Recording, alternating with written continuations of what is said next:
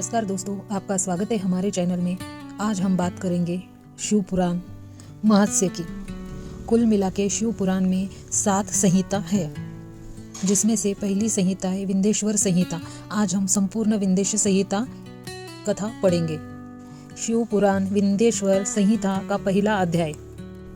प्रयागराज में सूत जी ने मुनियों का तुरंत पापनाश करने वाले साधक के विषय में प्रश्न, जो आदि से लेकर अंत में है, नित्य मंगलमय है, जो आत्मा के स्वरूप को प्रकाशित करने वाले है, जिसमें 5 मुख है, और जो खेल खेल में जगत की रचना, पालन और संहार तथा अनुग्रह एवं तिरोभाव रूप 5 प्रबल कर्म करते हैं, उन श्रेष्ठ अजर अमर उमापति भगवान शंकर का मैं मन ही मन चिंतन करता हूँ।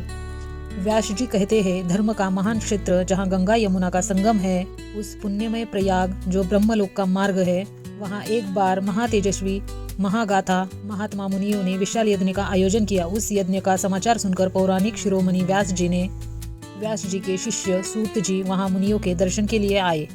सूत जी का सभी मुनियों ने विविध स्वागत व सत्कार किया तथा उनकी स्तुति करते हुए हाथ जोड़कर उनको कहा, हे सर्वज्ञ विद्वान रोमहर्षण जी, आप बड़े भाग्यशाली है। आपने स्वयं व्यास जी के मुख से पुराण विद्या प्राप्त की है। आप आश्चर्य रूप कथाओं का भंडार है। आप भूत भविष्य और वर्तमान के ज्ञाता है। हमारा सौभाग्य है कि आपके दर्शन हुए। आपका यहाँ आना निरर्थक नहीं हो सकता। आप कल्याणकारी है।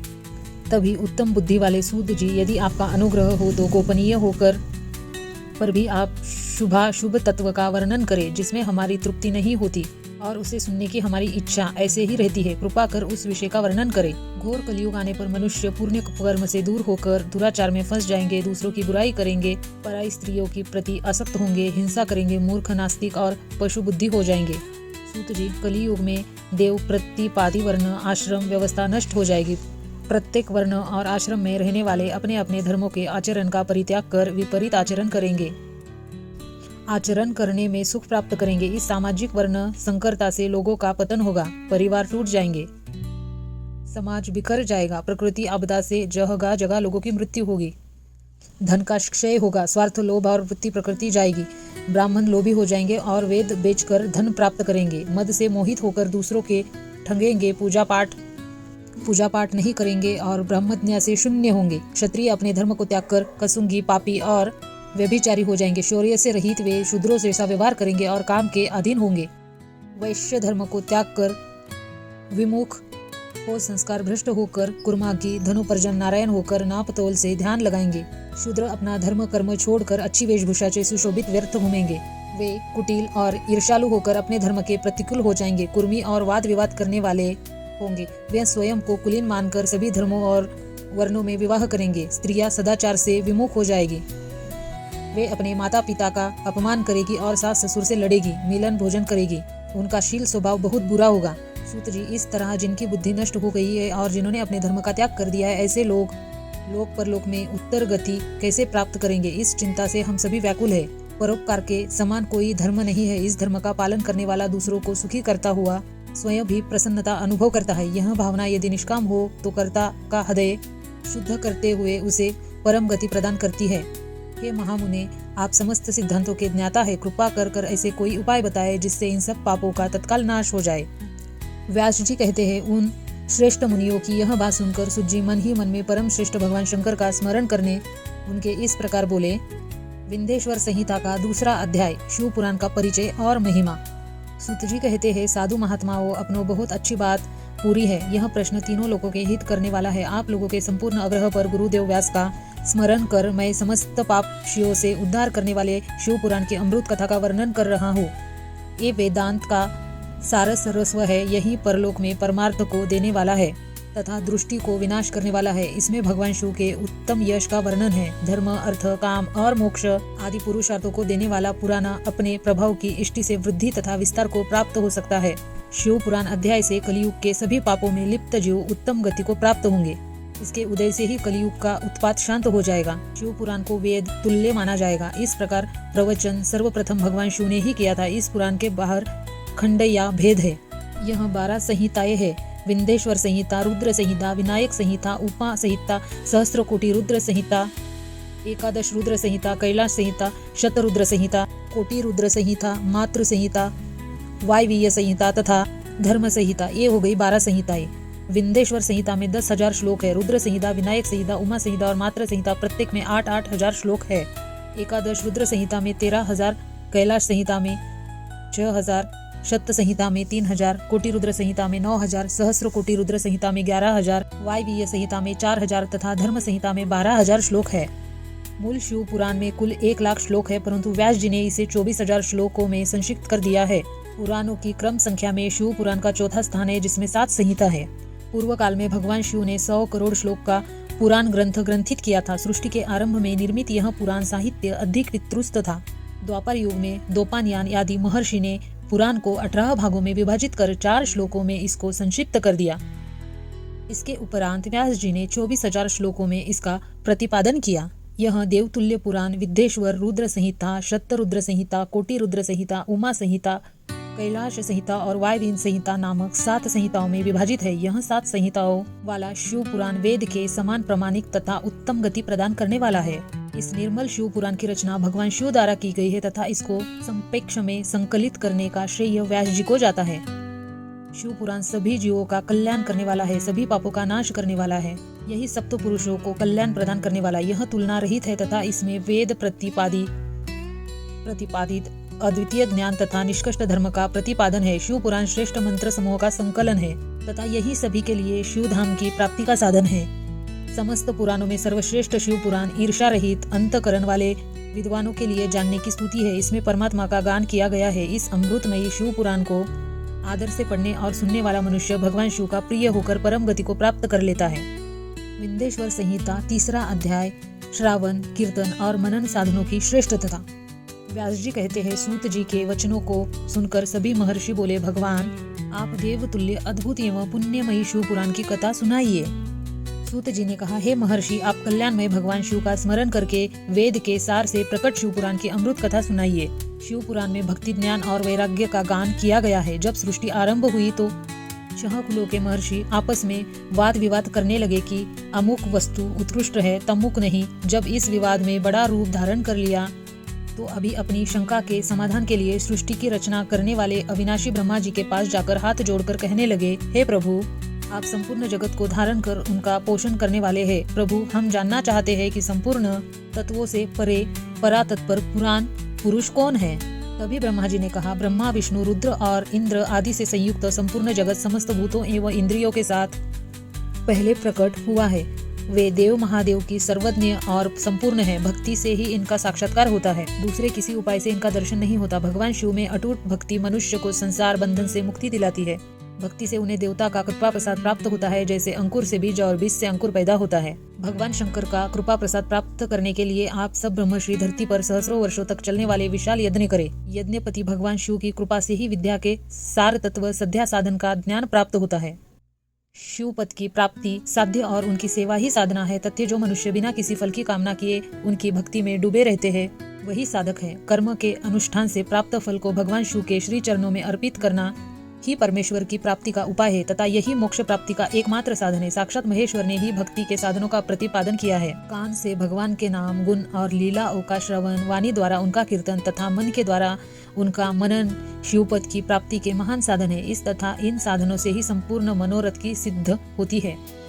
जिस वस्तु को हम प्रत्यक्ष अपनी आंखों के सामने देख सकते हैं उसकी तरफ आकर्षक स्वाभाविक है, परंतु जिस वस्तु को प्रत्यक्ष रूप से देखा नहीं जा सकता उसे केवल सुनकर और समझकर ही उसकी प्राप्ति के लिए प्रयत्न किया जाता है। अंत श्रवण पहला साधन है। श्रवण द्वारा ही गुरु मुख से तत्व को सुनकर श्रेष्ठ बुद्धि वाला विद्वान अन्य साधन कीर्तन और मनन की शक्ति व सिद्धि प्राप्त करने का यत्न करता है।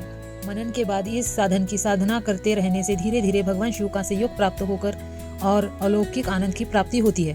भगवान शिव की पूजा, उनके नामों का जाप तथा उनके रूप गुण विलास के हृदय में निरंतर चिंतन को ही मनन कहा जाता है। महेश्वरी की कृपा दृष्टि से उपलब्ध इस साधन को ही प्रमुख साधन कहा जाता है। विंध्येश्वर संहिता का चौथा अध्याय प्रारंभ होता है सनत कुमार व्यास का संवाद। सूत जी कहते हैं, हे मुनियों, इस साधन का महात्मा बताओ। समय में एक प्राचीन वृत्तांत का वर्णन करूंगा जिसे आप ध्यान पूर्वक सुनो। बहुत पहले की बात है। पराशर मुनि के पुत्र मेरे गुरु व्यास देव जी सरस्वती नदी के तट पर तपस्या कर रहे थे। एक दिन सूर्य के समान तेजस्वी विमान से यात्रा करते हुए भगवान सन्न कुमार वहां जा पहुंचे। मेरे गुरु ध्यान में मग्न थे। जागने पर अपने सामने समन कुमार जी को देखकर वे बड़ी तेजी से उठे और उनके चरणों का स्पर्श कर उन्हें अर्घ्य देकर योग्य आसन पर विराजमान किया। प्रसन्न होकर सनत्व कुमार जी गंभीर वाणी में बोले, मुनि, तुम सत्य का चिंतन करो। सत्य तत्व का चिंतन ही श्रेय प्राप्ति का मार्ग है। इसी से कल्याण का मार्ग प्रशस्त होता है। यही कल्याणकारी है। यह जब जीवन में आता है तो सब सुंदर हो जाता है। सत्य का अर्थ है सदैव रहने वाला। इस काल का कोई प्रभाव नहीं पड़ता। यह सदा एक समान रहता है। सनवत व कुमार जी ने महर्षि व्यास को आगे समझाते हुए कहा, महर्षि, सत्य पदार्थ भगवान शिव ही है। भगवान शंकर का श्रवण, कीर्तन और मनन ही उन्हें प्राप्त करने के सर्वश्रेष्ठ साधन है। पूर्व काल में मैं दूसरे अनेक साधनों में भ्रम में पड़ा घूमता हुआ तपस्या करने मंदाचल पर जा पहुंचा। कुछ समय बाद महेश्वर शिव की आज्ञा से सबके साक्षी तथा शिव गुणों के स्वामी नंदिकेश्वर वहां आए और स्नेहपूर्व मुक्ति का साधन बताते हुए बोले, भगवान शंकर का श्रवण, कीर्तन और मनन ही मुक्ति का स्तोत्र है। यह बात मुझे स्वयं देवाविदेय और भगवान शिव ने बताई है। अंत तुम ही इन्हीं साधनों का अनुष्ठान करो। व्यास जी ने ऐसा कहकर अनुगामियों सहित संतुन व कुमार ब्राह्मण को चले गए। इस प्रकार इस उत्तम वृत्तांत का संक्षिप्त मैंने वर्णन किया है। ऋषि बोले, सूत जी, अपने श्रवण, कीर्तन और मनन को मुक्त का उपाय बताए, किंतु जो मनुष्य इन तीनों साधनों में समर्थ हो वह मनुष्य कैसे मुक्त हो सकता है? किस कर्म के द्वारा बिना यत्न के ही मोक्ष मिल सकता है? विंध्येश्वर संहिता का 5वां अध्याय अभी आरंभ हो रहा है। शिवलिंग का रहस्य एवं महत्व। सूत जी कहते हैं, हे शौनक जी, श्रवण, कीर्तन और मनन जैसे साधनों को करना प्रत्येक के लिए सुगम नहीं है। इसके लिए योग्य गुरु और आचार्य चाहिए। गुरु मुख से सुनी गई वाणी मन की शंकाओं को दग्ध करती है। गुरु मुख से सुनो शिव तत्व द्वारा शिव के रूप स्वरूप के दर्शन और गुणानुवाद से रसानुभूति होती है, तभी भक्त कीर्तन कर पाते हैं। यदि ऐसा कर पाना संभव हो तो मोक्षार्थी को चाहिए कि वह भगवान शंकर के लिए एवं मूर्ति की स्थापना करके रोज उनकी पूजा करे। इसे अपनाकर वह इस संसार सागर में पार हो सकता है। संसार सागर से पार होने के लिए इस तरह की पूजा आसानी से भक्ति पूर्वक की जा सकती है। अपनी शक्ति एवं सामर्थ्य के अनुसार धन राशि से शिवलिंग या शिव मूर्ति की स्थापना कर भक्ति भाव से उनकी पूजा करनी चाहिए। मंडप, गोपुर, तीर्थ, मठ एवं क्षेत्र की स्थापना कर उत्सव का आयोजन करना चाहिए तथा पुष्प, धूप, वस्त्र, गंध, दीप तथा पुआ और तरह तरह के भोजन नैवेद्य के रूप में अर्पित करने चाहिए। श्री शिव ब्रह्म और निष्कल अर्थात कला रहित भी है और कला सहित भी मनुष्य इन दोनों स्वरूप की पूजा करते हैं। शंकर जी को ब्रह्मा पदवी भी प्राप्त है। कलापूर्ण भगवान शिव की मूर्ति पूजा भी मनुष्यों द्वारा की जाती है और वेदों ने भी इस पूजा की आज्ञा प्रदान की है। संतवन कुमार जी ने पूछा, हे नंदिकेश्वर, पूर्व काल में उत्पन्न हुए लिंग, बेर अर्थात मूर्ति की उत्पत्ति के संबंध में आप हमें विस्तार से बताइए। नंदिकेश्वर ने बताया, मुनिवर, प्राचीन काल में एक ब्रह्मा और विष्णु के मध्यम युद्ध हुआ तो उनके बीच स्तंभ रूप शिव में शिवजी प्रकट हुए गए। इस प्रकार उन्होंने पृथ्वी लोक का संरक्षण किया। उसी दिन से महादेव जी का लिंग के साथ साथ मूर्ति पूजन भी जगत में प्रचलित हो गया। अन्य देवताओं की साकार अर्थात मूर्ति पूजा होने लगी, जो कि अभिष्ट फल प्रदान करने वाली थी, परंतु शिवजी के लिंग और मूर्ति दोनों रूप ही पूजनीय है। विंध्येश्वर संहिता का 6वां अध्याय शुरू करते हैं ब्रह्मा विष्णु युद्ध से। नंदिकेश्वर बोले, पूर्व काल में श्री विष्णु अपनी पत्नी श्री लक्ष्मी जी के साथ विशेष यशा पर शयन कर रहे थे। तब एक बार ब्रह्मा जी वहां पहुंचे और विष्णु जी को पुत्र कहकर पुकारने लगे। पुत्र उठो, मैं तुम्हारा ईश्वर तुम्हारे सामने खड़ा हूँ। यह सुनकर विष्णु जी को क्रोध आ गया। फिर भी शांत रहते हुए वे बोले, पुत्र तुम्हारा कल्याण हो, कहो अपने पिता के पास कैसे आना हुआ। यह सुनकर ब्रह्मा जी कहने लगे, मैं तुम्हारा रक्षक हूँ, सारे जगत का पितामह हूँ, सारा जगत मुझसे निवास करता है। तू मेरे नाभि कमल से प्रकट होकर मुझसे ऐसी बात कर रहा है। इस प्रकार दोनों में विवाद होने लगा। तब वे दोनों अपने को प्रभु कहते कहते एक दूसरे का वध करने को तैयार हो गए। इस और गरुड़ पर बैठे दोनों परस्पर युद्ध करने लगे। ब्रह्मा जी के वक्षस्थल से विष्णु जी ने अनेकों वस्त्रों का प्रहार करके उन्हें व्याकुल कर दिया। इससे कुपित होकर ब्रह्मा जी ने भी पलटकर भयानक प्रहार किया। उनके पारंपरिक आघातों से देवताओं के हलचल मच गई। वे घबरा गए, त्रिशूलधारी भगवान शिव के पास गए और उन्होंने सारी व्यथा सुनाई। भगवान शिव अपनी सभा में उमा देवी सहित सिंहासन पर विराजमान थे और मंद मंद मुस्कुरा रहे थे। विंध्येश्वर संहिता 7वां अध्याय शिव वर्णन। महादेव जी बोले, पुत्रों, मैं जानता हूँ कि तुम ब्रह्मा और विष्णु के परस्पर युद्ध से बहुत दुखी हो। तुम डरो मत, मैं अपने गानों के साथ तुम्हारे साथ चलता हूँ। तब भगवान शिव अपने नंदी पर आरूढ़ हो देवताओं सहित युद्ध स्थल की ओर चल दिए। वहां छुपकर वे ब्रह्मा विष्णु के युद्ध को देखने लगे। उन्हें जब यह ज्ञात हुआ कि वे दोनों एक दूसरे को मारने की इच्छा से माहेश्वर और पशुपात वस्त्रों का उपयोग करने जा रहे, तो वे युद्ध को शांत करने के लिए महाअग्नि के तुल्य एक स्तंभ रूप में ब्रह्मा और विष्णु के मध्य में खड़े हो गए। महाअग्नि के प्रकट होते ही दोनों के अस्त्र स्वयं ही शांत हो गए। अस्त्रों को शांत होते देखकर ब्रह्मा और विष्णु दोनों कहने लगे, इस अग्नि स्वरूप स्तंभ के बारे में हमें जानकारी करनी चाहिए। दोनों ने उसकी परीक्षा लेने का निर्णय लिया। भगवान विष्णु ने शूकर रूप धारण किया और उसको देखने के लिए नीचे धरती में चले गए। ब्रह्मा जी हंस का रूप धारण करके ऊपर की ओर चल दिए। पाताल में बहुत नीचे जाने पर भी विष्णु को स्तंभ का अंत नहीं मिला। अंत वे वापस चले आए। ब्रह्मा जी ने आकाश में जाकर केतकी का फूल देखा, जो उस फूल को लेकर विष्णु जी के पास गए। विष्णु ने उनके चरण पकड़ लिए। ब्रह्मा जी के छल को देखकर भगवान शिव प्रकट हुए। विष्णु जी की महानता से शिव प्रसन्न होकर बोले, हे विष्णु, आप सत्य बोलते हैं। अंत में मैं आपको अपनी समानता का अधिकार देता हूँ। संहिता विंध्येश्वर का 8वां अध्याय, ब्रह्मा का अभिमान भंग। नंदिकेश्वर बोले, महादेव जी ब्रह्मा जी के छल पर अत्यंत क्रोधित हुए। उन्होंने अपने त्रिनेत्र तीसरी आंख से भैरव को प्रकट किया और उन्हें आज्ञा दी कि वह तलवार से ब्रह्मा जी को दंड दे। आज्ञा पाते ही भैरव ने ब्रह्मा जी के बाल पकड़ लिए और उनका 5वां सिर काट दिया। ब्रह्मा जी डर के मारे कांपने लगे। उन्होंने भैरव के चरण पकड़ लिए तथा क्षमा मांगने लगे। इस देखकर विष्णु जी ने भगवान शिव से प्रार्थना की कि आपकी कृपा से ही ब्रह्मा जी को 5वां सिर मिला था। अंत आप इन्हें क्षमा कर दे। तब शिव जी की आज्ञा पाकर ब्रह्मा को भैरव ने छोड़ दिया। शिव जी ने कहा, तुम मनुष्य प्रतिष्ठा और ईश्वरत्व को दिखने के लिए छल किया, इसीलिए मैं तुम्हें शाप देता हूँ कि तुम सत्कार स्थान व उत्सव से विरहन रहोगे। ब्रह्मा जी को अपनी गलती का पश्चाताप हो चुका था। उन्होंने भगवान शिव के चरण पकड़कर क्षमा मांगी और निवेदन किया कि वे उनका 5वां सिर पुनः प्रदान करें। महादेव जी ने कहा, जगत की स्थिति को बिगाड़ने से बचाने के लिए पापी को दंड अवश्य देना चाहिए ताकि लोक मर्यादा बनी रहे। मैं तुम्हें वरदान देता हूँ कि तुम गणों के आचार्य कहलाओगे और तुम्हारे बिना यज्ञ पूर्ण न होंगे। फिर उन्होंने केतकी के पुष्प से कहा, अरे दुष्ट केतकी पुष्प, अब मेरी पूजा के अयोग्य रहोगे। तब केतकी पुष्प बहुत दुखी हुआ और उनके चरणों में गिरकर माफी मांगने लगा। तब महादेव जी ने कहा, मेरा वचन तो झूठा नहीं हो सकता, इसीलिए तू मेरे भक्तों के योग्य होगा। इस प्रकार तेरा जन्म सफल हो जाएगा। विंध्य संहिता का 9वां अध्याय, लिंग पूजन का महत्व। नंदिकेश्वर कहते हैं, ब्रह्मा और विष्णु भगवान शिव को प्रणाम कर चुपाचुप उनके दाएं बाएं भाग में खड़े हो गए। उन्होंने पूजनीय महादेव जी को श्रेष्ठ आसन पर बैठाकर पवित्र वस्तुओं से उनका पूजन किया। दीर्घकाल तक स्थिर रहने वाली वस्तुओं को पुष्प वस्तु तथा अल्पकाल तक टिकने वाली वस्तुओं को प्राकृत वस्तु कहते हैं। हर नुपुर, कियूर, किरीट, मणिमय कुंडल, यज्ञोपवीत, उत्तरीय वस्त्र, पुष्पमाला, रेशमी वस्त्र, हार, मुद्रिका पुष्प, तांबूल, कापूर, चंदन एवं अगरू का अनुलेप, धूप, दीप, श्वेत छत्र, व्यंजन, ध्वजा, चंवर तथा अनेक दिव्य उपहारों द्वारा जिनका वैभव वाणी और मन की पहुंचने से परे हो, जो केवल परमात्मा के योग्य थे, उनसे ब्रह्मा और विष्णु ने अपने स्वामी महेश्वर का पूजन किया। उससे प्रसन्न होकर भगवान शिव ने दोनों देवताओं से मुस्कुराकर कहा, पुत्र, आज तुम्हारे द्वारा की गई पूजा से मैं बहुत प्रसन्न हूँ। इसी कारण यह दिन परम पवित्र और महान होगा। यह तिथि शिवरात्रि के नाम से प्रसिद्ध होगी और मुझे परम प्रिय होगी। इस दिन जो मनुष्य मेरे लिंग अर्थात निराकार रूप की या मेरी मूर्ति अर्थात साकार रूप की दिन रात निराहार रहकर अपनी शिव शक्ति के अनुसार निश्चल भाव से यशोचित पूजा करेगा, वह मेरा परम प्रिय भक्त होगा। पूरे वर्ष भर निरंतर मेरी पूजा करने पर जो फल मिलता है, वह फल शिवरात्रि को मेरा पूजन करने वाले मनुष्य को तत्काल प्राप्त हो सकता है। जैसे पूर्ण चंद्रमा का उदय समुद्र की विधवा का अवसर है, उसी प्रकार शिवरात्रि की तिथि मेरे धर्म की वृद्धि का समय है। इस तिथि को मेरी स्थापना का मंगलमय उत्सव होना चाहिए। मैं मार्गशीर्ष मास के आर्द्र नक्षत्र से संयुक्त पूर्णमासी या प्रतिपदा के ज्योतिर्मय स्तंभ के रूप में प्रकट हुआ था। इस दिन जो भी मनुष्य पार्वती सहित मेरा दर्शन करता है अथवा मेरी मूर्ति या लिंग की झांकी निकालता है, वह मेरे लिए कार्तिकेय से भी अधिक प्रिय है। इस शुभ दिन मेरे दर्शन मात्र से पूरा फल प्राप्त होता है। यदि दर्शन के साथ मेरा पूजन भी किया जाए तो इतना अधिक फल प्राप्त होता है कि वाणी द्वारा उसका वर्णन नहीं किया जा सकता। लिंग रूप में प्रकट होकर मैं बहुत बड़ा हो गया था। अंतलिंग के कारण यह भूतल लिंग स्थान के नाम से प्रसिद्ध हुआ।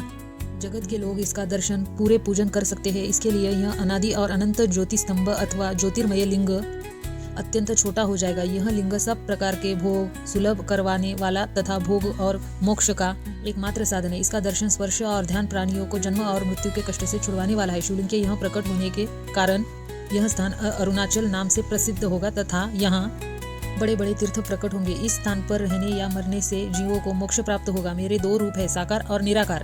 पहले मैं स्तंभ रूप में प्रकट हुआ, फिर अपने साक्षात रूप में ब्रह्मा भाव मेरा निराकार रूप है तथा महेश्वर भाव मेरा साक्षात रूप है। ये दोनों ही मेरे सिद्ध रूप है।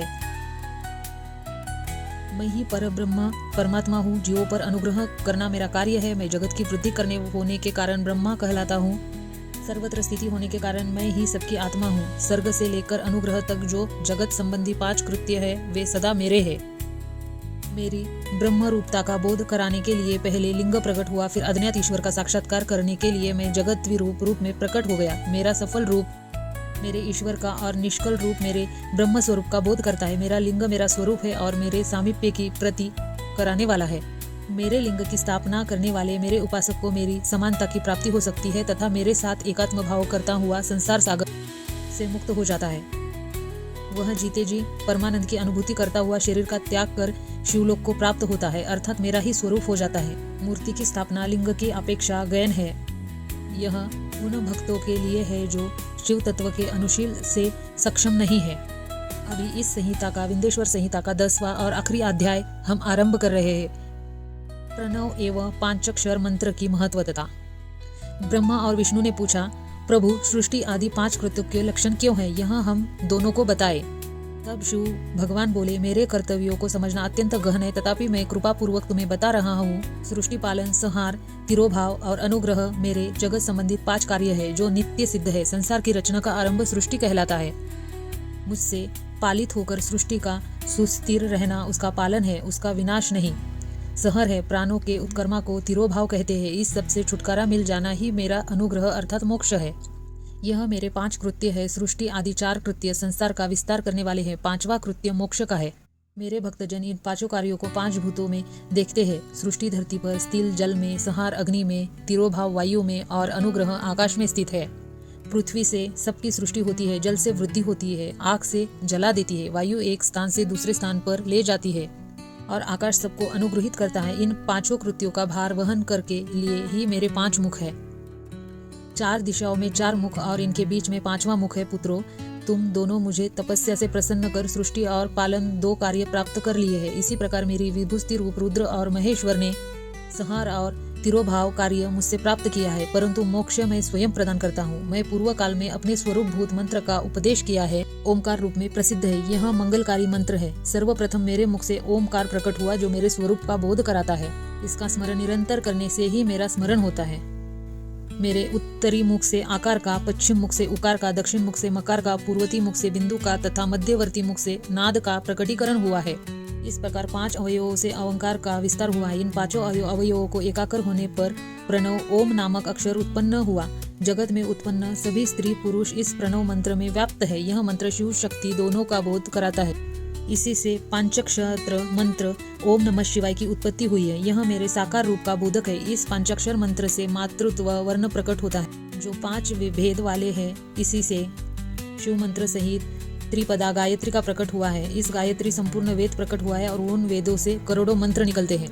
उन मंत्रों से विभिन्न कार्यों की सिद्धि होती है। इस पंचारण मंत्र से भी मनोहर पूर्ण होते हैं। इस मंत्र से भोग और मोक्ष दोनों प्राप्त होते हैं। इसी के साथ हमारा विंध्येश्वर संहिता का 10वां अध्याय खत्म हो जाता है। अगर आपको हमारा ये वीडियो अच्छा लगा होगा तो प्लीज सब्सक्राइब, लाइक और कमेंट करें ताकि हम इसका दूसरा संहिता आपके लिए ला सकें। शिव पुराण विंध्येश्वर संहिता की समाप्ति